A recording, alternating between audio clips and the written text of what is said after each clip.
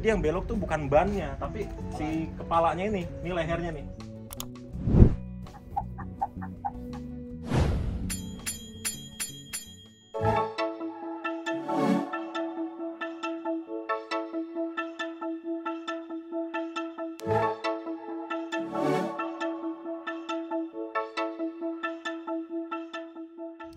Halo semuanya, ketemu lagi sama Mas Arkan. Jadi saat ini aku berada di, bisa dibilang gudang atau dealernya dari Indo Truk Utama. Jadi aku akan ajak teman-teman untuk melihat sasis bus ada, truk ada, eksavator ada, articulated ada. Supaya informasinya bisa lebih jelas, aku ditemani oleh Pak Panji. Silahkan masuk, Pak. Ya. Halo. Halo Pak Panji, apa kabar? Kabar baik. Jadi aku mau dijelaskan nih Pak. Ya. Ini tuh bener kan dealer Indo Truk Utama ya? Dealer Indo Truk Utama. Oke, jadi semua stok Volvo itu dari sini awalnya. Pusatnya di sini. Pusatnya di sini ya. Ini kita berada di Purwakarta by the way. Apa namanya, Bukit Indah? Kawasan Bukit Indah. Kawasan Bukit Indah, industrial estate gitulah kira-kira. Jadi di sini ada apa aja sih Pak? Tadi aku udah sebut ada sasis bus, ada ya. Ada. Truk ada. Truk ada. Exa di belakang kita nih. Exa ada. Terus ini Arctic ya. Arctic, Terus? Loader. Pokoknya semua alat berat Volvo ada di sini.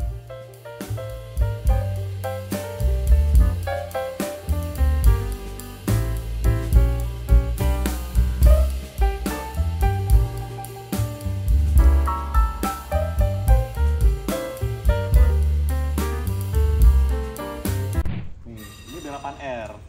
Kita udah pernah coba naik bus dengan sasis Volvo B8R itu waktu itu naik M-Trans. Iya, M-Trans dari Malang ke Denpasar Bali. Itu kita naik ini, bedugul. Iya, naik bedugul tuh. Itu ngerasain banget tuh transmisinya. Karena kan dia transmisi pakai ZF kan. ZF ya. Nih, transmisinya dia ada di sini nih. Tuh. Sebesar ini ya ternyata transmisi bus ya. Oke. Kalau mesinnya sih teman-teman udah sering lihat katalisnya sebesar ini. Jadi sebelum kita ngelihat ujung knalpotnya, nah di baliknya tuh ada ini nih. Ini tangki AdBlue-nya nih. Kalau tadi truk kan di depan, kalau ini bus di belakang. Terus pasti banyak yang nanya, kok sasisnya kelihatannya pendek? Ya memang seperti ini kalau sasis. Jadi nanti ketika jadi bus di karoseri itu dipotong terus disambung, jadinya panjang. Tapi kalau sasis doang ya seperti ini. Dan ini di tengah-tengahnya tuh lihat kabel-kabel sebanyak ini. Kebayang ya betapa pusingnya orang-orang karoseri. Tuh. Ini sasis udah sebanyak ini nih kabel-kabelnya.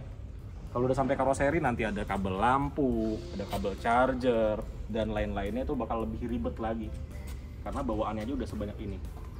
Nah, ini suspensi tuh kelihatan banget ya. Tuh. Airsus. Dan ini kondisinya lagi diturunin banget nih suspensinya. Gitu. Keren ya. Nah, ini tabung-tabungnya. Nanti di karoseri ini dipecah ya, Pak ya. Posisinya nggak di sini. Ada yang di belakang, kiri, ada yang belakang kanan. Sudah sesuai ukuran. Nah ini kabelnya nih, tuh masih gulungan. Karena nantinya akan panjang busnya, jadi kabelnya akan kebagi semua. Tapi asalnya kayak gini. Tangki juga nanti posisinya nggak di sini nih. Tergantung sih, tangki tergantung request. ownernya, owner bus. Gitu. Kita kan sering lihat ya tangki ada yang di belakang, di atas bagasi gitu. Ada yang di depan, macam-macam. Tapi tangkinya seperti ini. Ini 450 liter di kapasitasnya. Dan dia kanan kiri ya Pak ya. Kalau ini di box apa nih Pak? Box kayu nih. Aksesoris. Aksesoris itu berarti apa aja? Di dalamnya Toolkit ya? ada toolkit, ada dongkrak, terus ada telematik buat car track, ada di sini. Oke, ini untuk roda depan. Tuh. Suspensinya sama seperti belakang tadi.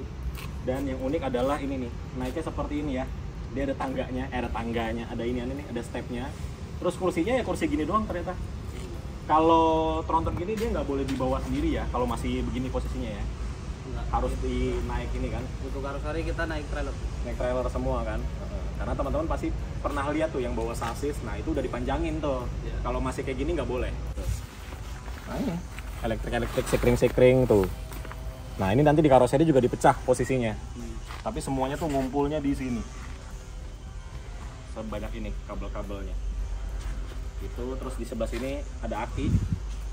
Akinya 2 ya kalau bawaan sasis ya. Tapi nanti ketika jadi unit bus akinya bisa 4 karena 2-nya buat AC.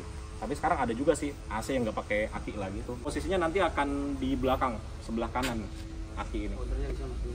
Tapi tergantung juga sih, tergantung pakai bodi apa sih.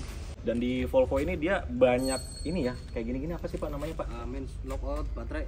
buat Oh, matiin switch hidupin. off-nya ya. Tapi kan di dashboard juga ada tuh Ada buat apa? Oven. Oven. Nah, ini ada lagi nih. Ada. Jadi emang safety untuk listrikannya banyak ya. Banyak. Seperti itulah kira-kira untuk bentukan sasisnya. Jadi kadang kita kalau lihat sasis kayak gini bingung ya. Gimana bisa jadi bus gitu? Karena awalnya kayak gini doang nih. Ya. Kayak Tamiya ya, Pak ya. Apalagi kalau udah jadi double decker ya. Iya. Karena awalnya semua kayak gini nih. Awalnya kayak gini. Dan buat teman-teman yang belum tahu, kalau bikin bus itu banyak stepnya ya, Pak ya. Pertama beli sasis dulu nih. Ya. Kalau kita mau bikin bus ke Volvo dulu, saya mau beli B11R. Nah, dikirim nih. Ini dikirim ke karoseri. Tapi sebelum dikirim ke karoseri dulu nanya, saya mau bikin bus, sasisnya Volvo B11R. Bisa nggak? Bisa. Baru dikirim nih. Gitu ya. Nah, udah. Setiap karoseri sih pasti udah pernah ngerjain bus besar. Iya. Aman itu. Dan saya udah pernah nyetir hampir semua karoseri. Wah, yang pakai B11R. Ya Armada sudah, Yang Armada Laksana sudah, Adiputro sudah, Tentrem sudah. Banyak kan double decker ya. Rata-rata ya, tergantung sih. Kalau untuk pembuatan bus itu stepnya panjang sekali, jadi harus sabar nunggunya berbulan-bulan ya Pak ya, baru jadi satu unit bus. Ini kita mau coba menyalakan sasis ya Volvo B11R ini, mesinnya D11. Jadi ini tuh bisa dinyalain dari belakang juga ya Pak ya. Kalau di depan kan kita kontak seperti biasa. Kalau di belakang tombolnya yang mana Pak? Yang ini buat emergency stop, ini buat start. Oh ini emergency nih. Berarti kalau satu Satu hidup, hidup, ini nol mati. Ini satu nih hidup nih. Terus start ini. Start. Coba.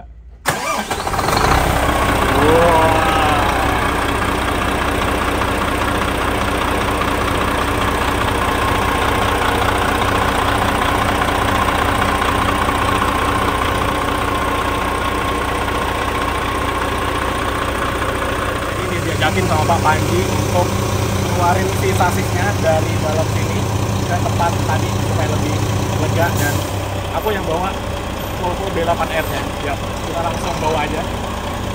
Pak Panji keluar duluan memakai B11R. Oke, sekarang kita bawa si Volvo B8R. Biar keren kita nyalainnya dari belakang juga. Jadi ini walaupun bukan B11R, dia tetap canggih juga teman-teman. Ada emergency stop juga di mesin dan bisa nyalain mesinnya dari sini. Tuh ya. Nih, tombolnya berwarna hijau, kita start. Ini yang unik adalah cara naiknya. Ini cara naik ke tempat pengemudi di sasis Volvo 8R. Itu kita pijak pijakan di sini. Jadi cuma ada satu pijakan aja. Jadi naiknya emang agak effort. Pegangan setirnya dulu, taruh kaki satu di sini, terus naik ya. Up. Oke. Dan ini transmisinya dia memakai ZF, jadi tinggal dipencet aja tombolnya. Ada drive, ada neutral, ada reverse, terus ada 1, 2, 3 aja. Dan ini posisi duduknya tidak bisa dirubah karena cuma ada satu kursi di sini. Tapi untuk setirnya itu bisa dirubah untuk naik turun, depan belakang seperti itu. Jadi tinggal kita sesuaikan seberapa posisi nyaman kita. Oke, kalau sudah tekan tombol R dan kita siap mundur. Bismillah.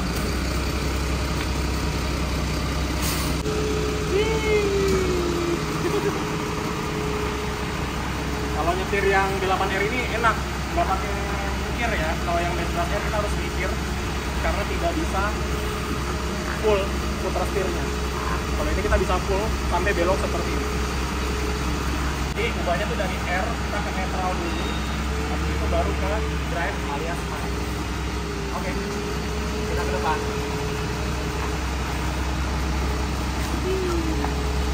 Ini nggak usah injek gas ya teman-teman, karena dia udah jalan sendiri.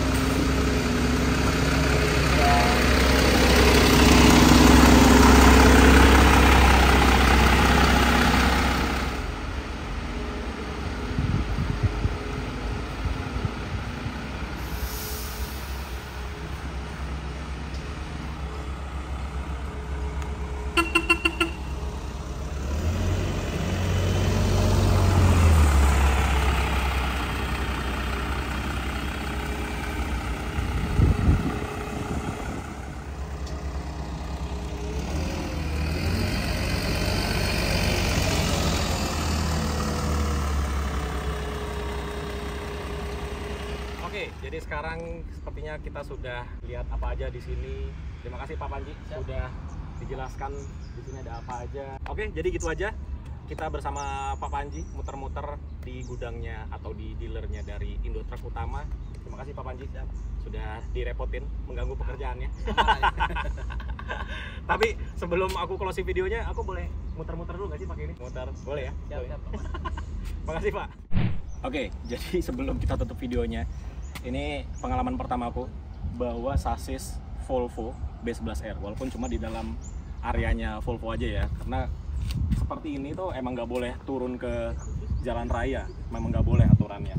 Oke, kita langsung coba jalan aja. Jadi yang pertama harus kita lakukan adalah ini nyalain semua nih kelistrikannya dari aki, karena ini ada banyak ya switch off-nya dari si kelistrikan.